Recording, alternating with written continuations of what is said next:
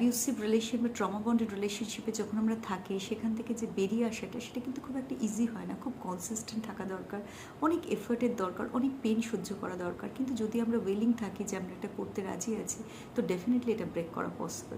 তো first of all, number 1, আমাদেরকে এটা অ্যাকনলেজ করা যে আমি এই প্যাটার্নের মধ্যে আছি।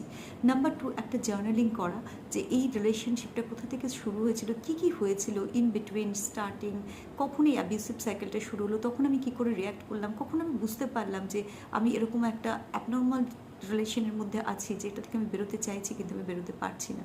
থার্ড হচ্ছে, এই জিনিসটার সোর্সটা মেবি হতে পারে আমার অনেক পাস্টে আছে, অনেক চাইল্ডহুড ট্রমা, সেটাও এর রিজন হতে পারে। তো সেই প্যাটার্নটাকে রেকগনাইজ করা, কেন আমি এই ধরনের রিলেশন, এই প্যাটার্নটাকে বারবার নিজের লাইফে অ্যাট্রাক্ট করছি, সেটাকে বোঝা, সেটাকে হিল করার চেষ্টা করা।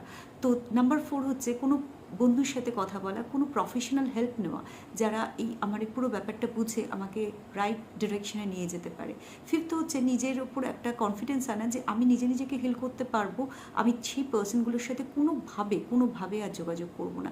6 হচ্ছে, সেলফ প্রায়োরিটাইজ করা, যে আমি ফিক্সার অনেক হয়ে দেখে নিয়েছি, এবার আমি নিজের উপরে কাজ করব, নিজের বিভিন্ন অ্যাক্টিভিটির মধ্যে নিজেকে রাখবো, বিভিন্ন স্কিল ডেভেলপ করব, ফিজিক্যাল অ্যাক্টিভিটি করব। তো অনেক ডিফিকাল্ট হলেও যদি আমি কনসিস্টেন্ট থাকি আমার নিজের এফার্টে, আমি ডেফিনেটলি এটাকে ব্রেক করতে পারবো। So do take care of your mental health, you can do that.